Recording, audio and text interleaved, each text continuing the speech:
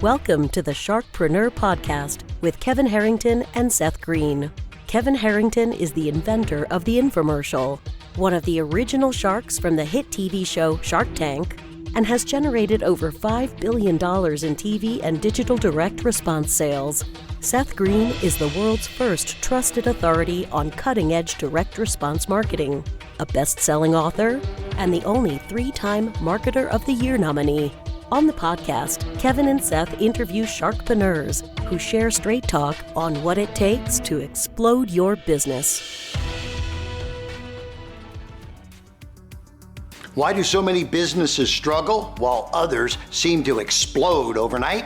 Do you wish you had the secret to this type of exponential growth?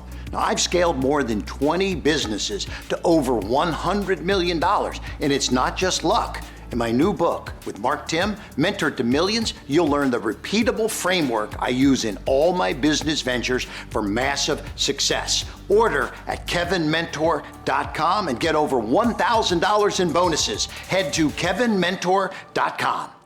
Welcome to the podcast. This is your host, Seth Greene. Super excited to have my long lost friend, Matt Shoup, on the podcast. Matt is an award-winning serial entrepreneur, best-selling author, keynote speaker, Spain aficionado, aspiring patella chef, Brazilian Jiu Jitsu black belt, and Spanish coffee addict who went from $100,000 in debt to a company that has generated over $35 million. And that revenue number is probably low now. He's been an Inc. entrepreneur, Fox Small Business, Huffington Post, and everywhere else. Matt, thanks so much for joining us. Seth, thanks for having me. It's been a while since we connected last. As you mentioned, I think it was 10 years ago, I interviewed you for one of my first couple books.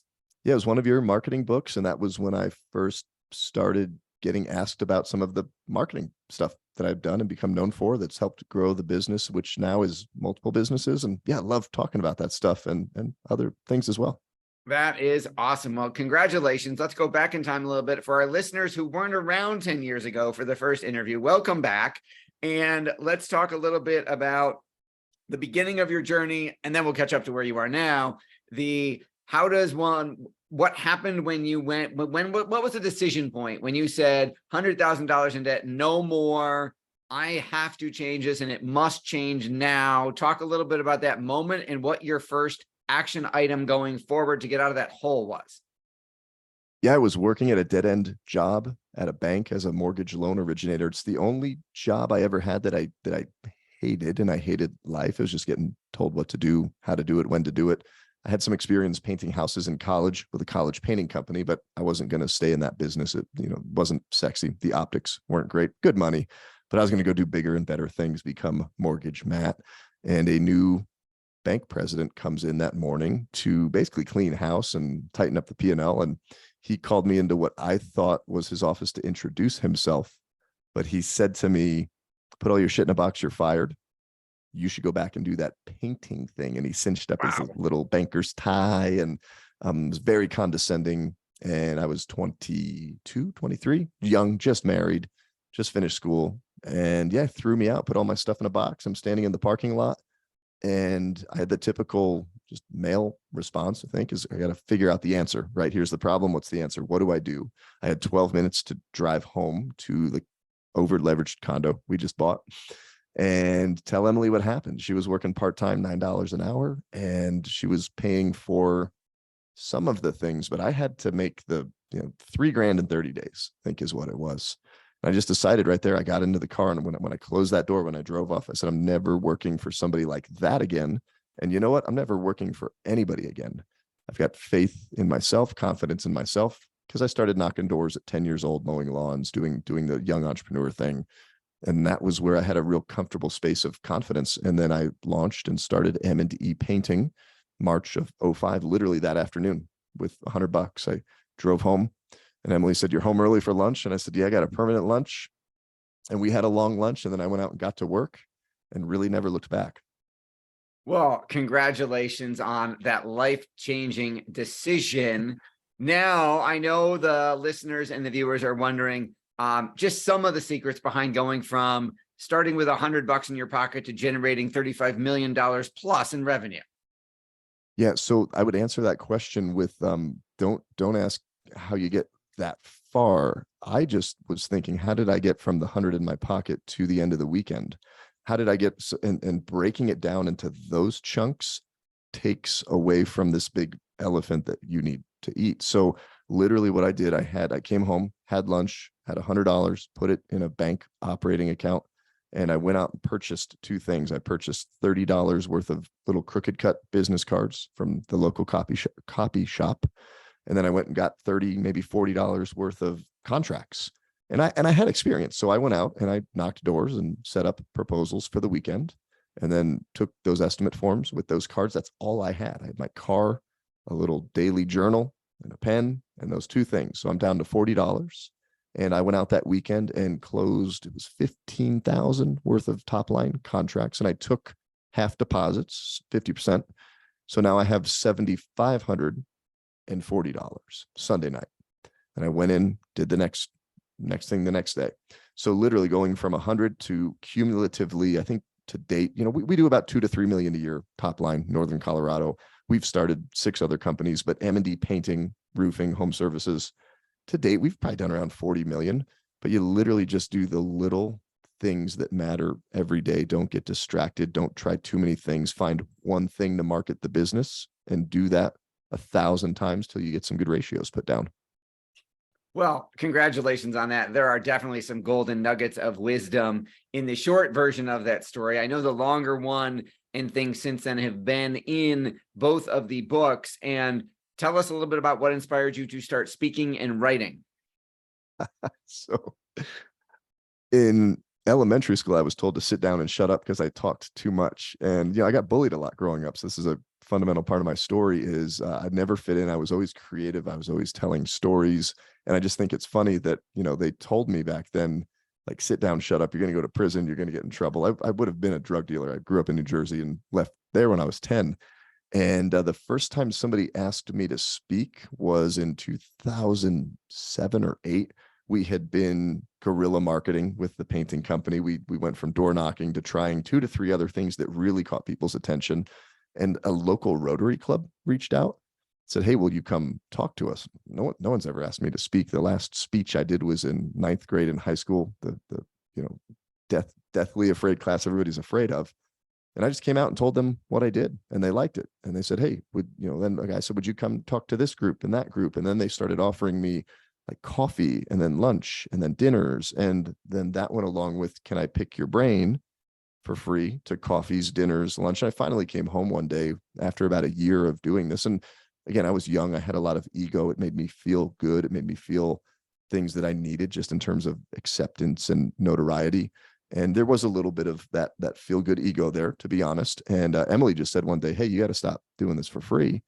And I remember the first time somebody asked me what I would charge them to come and speak at their event. And I stuttered and stammered and I didn't know. And then a speaking coach friend of mine said, "That's the first sign that they know that you're not a professional speaker. When they ask what you charge, it's $10,000. And you pay my travel and you pay my per diem or whatever that is." So yeah, I remember the first time I went out and asked for like $500 to talk, and I was over the moon that I got it because I love doing it. And I would do it for free. And that was the beginning of the journey. And then just continuing to chip away at it, just like painting, right? Do the things that get you in front of the business and ask for the business. And it's gone from there. That is awesome. I was also bullied a lot in elementary school and middle school. That led to a lifelong participation in love affair with martial arts, leading to multiple black belts. Yeah. Is that what started you on Brazilian Jiu Jitsu? Looking back, Brazilian Jiu Jitsu healed the little kid in me that was bullied. So I'm working on a book right now called JJ Learns Jiu Jitsu, and it's the story of a boy who was bullied or is being bullied, and he finds security and empowerment in Brazilian Jiu Jitsu. But honestly, the reason I walked in 2007, I was a big meathead. So what I did, because when I got bullied, I started making a lot of money. That gave me this false confidence. Money to me, more money meant more certainty about that I was a good man. And that's just not true. So what I went to do initially was go pump up and lift weights. And I was this massive walking 200-pound muscle of like ego and attitude. So I walked into a Brazilian Jiu Jitsu gym in 2007 thinking I was going to go attend a kickboxing class and just go punch everybody there in the face, right? Show them how tough I was. Because I did about 5 years of Israeli Krav Maga before that. And I just happened to go into this gym because it was close to the Gold's Gym where I was pumping iron. And I walk in, it's a Brazilian Jiu Jitsu class. They're wrestling around in pajamas. I'm like, you guys are weird. What's going on out there? And a guy grabs me and he says, that guy over there, you're going to go out. You're just going to grab hold of him, throw him down, get on top of him. You're big and strong, right? And choke him. And well, what happens after I choke him? Well, he'll tap on you. It's called tapping out. And then that means you stop. I go, okay, well, I'm going to go tap him out. And I said, do you want me to go with the big guy? They're like, no, go with Timmy over there. Little kid. He's half my age, half my size. He's 15, like 120 pounds. And I went after him and he flipped me over his head, jumped on top of me, choked me, cranked my arm. And that was my introduction to Brazilian Jiu-Jitsu. And honestly, Seth, I came back after getting humiliated because I said, if Timmy can do that to me, I want to do that to somebody else. And I literally went in with this intention in martial arts that the more I can kick your ass, the bigger of a man I am, right? I was still learning what it meant to be a man at 27. I had no idea. I have a first degree black belt today in Brazilian Jiu-Jitsu under Higan Machado. And that's not what Jiu-Jitsu is about. Anybody listening to this, it's a tool that teaches you how to stand strong and firm while you are totally gentle and kind. And you have a capability to literally kill somebody with your bare hands within about 20, 30 seconds. And you'd never have to use it ever, because you also have a layer of psychological and sociological ways that you can just de-escalate other people's states and attitudes and actions towards you. But I have used it a couple times outside the academy, once recently where it had to be used, and it's very effective.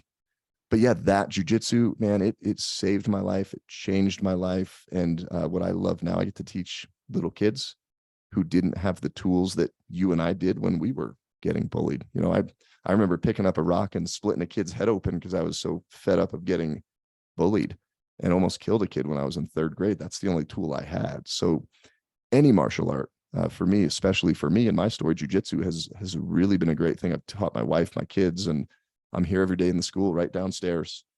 It's teaching little ones, and the stories of what they are going through. Then they come to us, we teach them, and now how they handle that, it's amazing. That is incredible. I am a 2nd degree black belt in Krav Maga. It has also Awesome. I've only had to use it once, but it did save my life. And that was, in the last 5 to 10 years. So I totally resonate with what you're sharing, and I am now teaching my son and trying to get my daughters into it. Now, talk a little, you have become a multi-serial entrepreneur since the first day and the $100 of painting. Talk a little bit, all of the other businesses, if we have enough time to go through them all, what they are and what they're doing.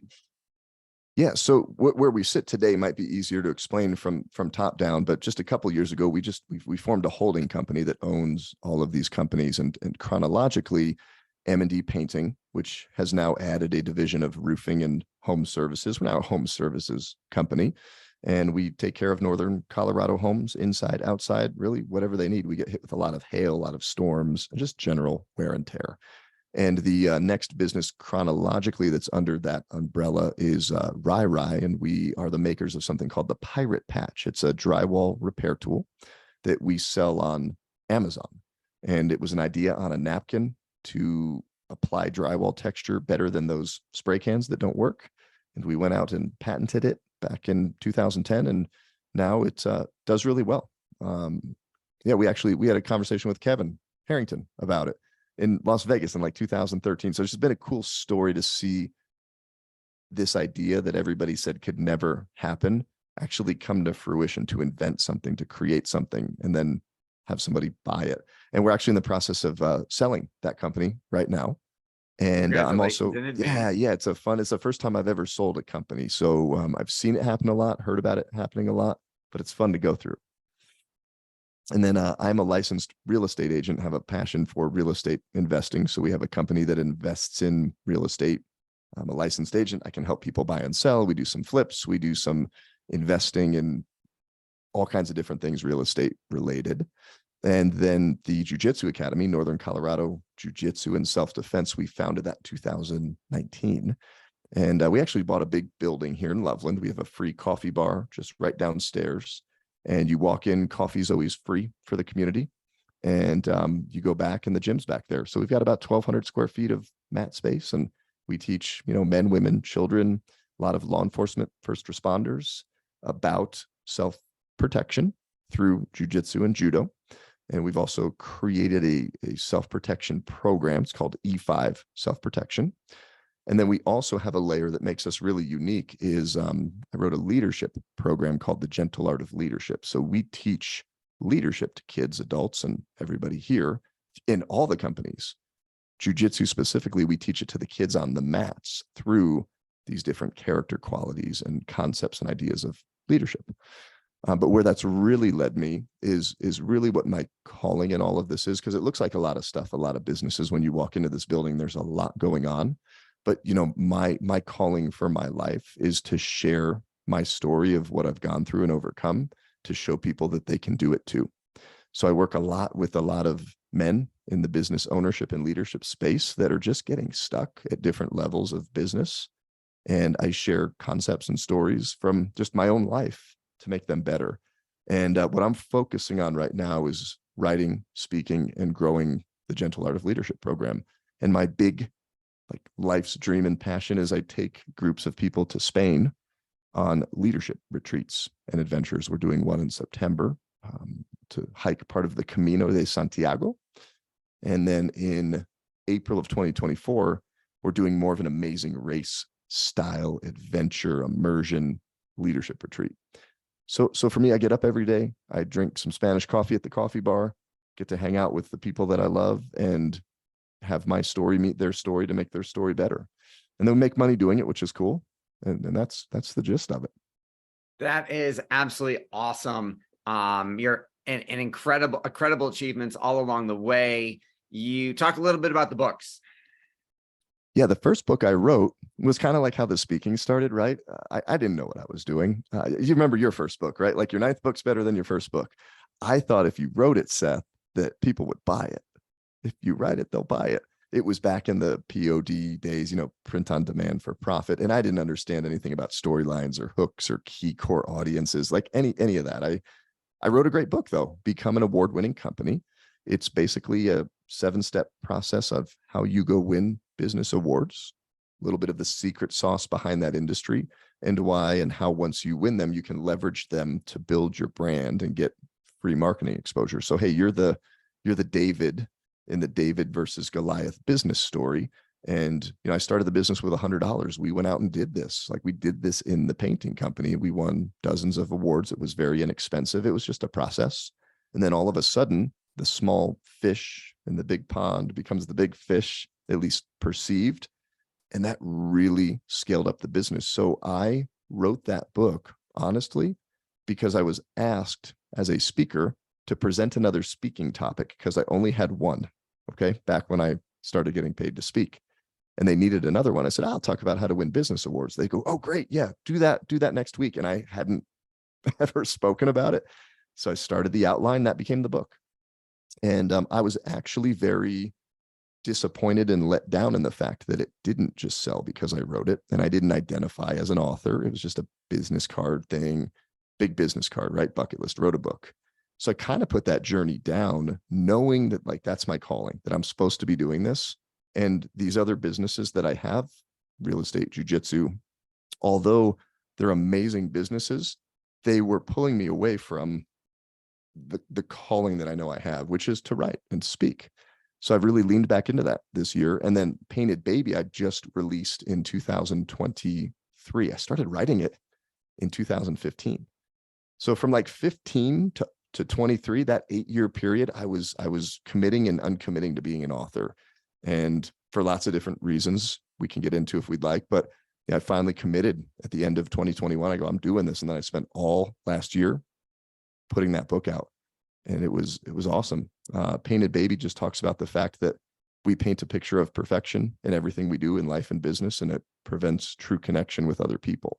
So I encourage and challenge business owners to share their worst moments of when they've screwed up the biggest in life and business, because that actually builds deeper connection and trust with the people that want to do business with you, but they don't, because they don't fully trust you because you're so brushed up and perfect.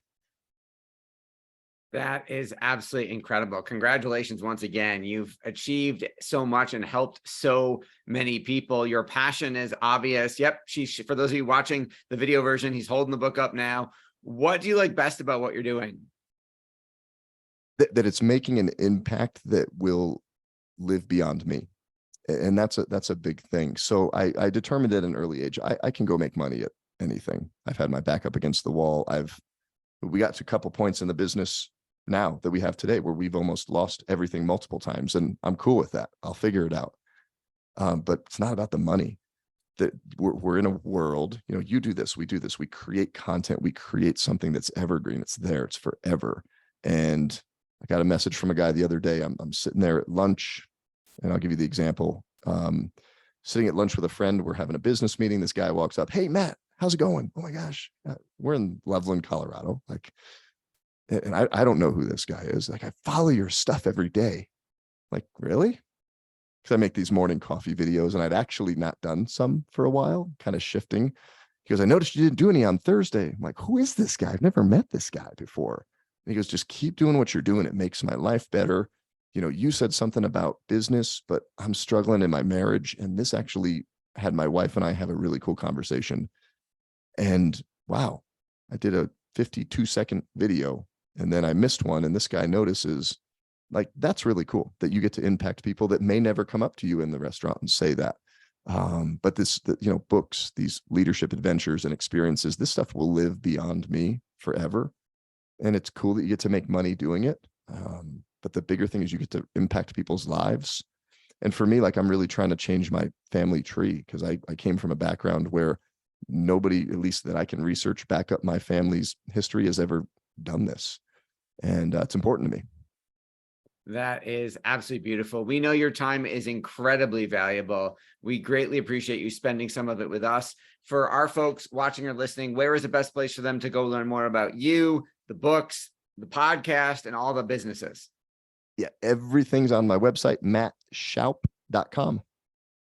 All right. This has been Seth Greene with Matt Shoup of mattshoup.com. Matt, thanks so much for joining us. Thanks, Seth. Good to see you again. Likewise. Thank you, everyone, for watching or listening. We'll talk to you or see you next time. Do you need money to fund your idea, product, or service? Are you ready to take your business to the next level but need capital to get it done? Kevin Harrington has heard more than 50,000 pitches and knows how to help you make the perfect pitch to get the funding for your entrepreneurial dream.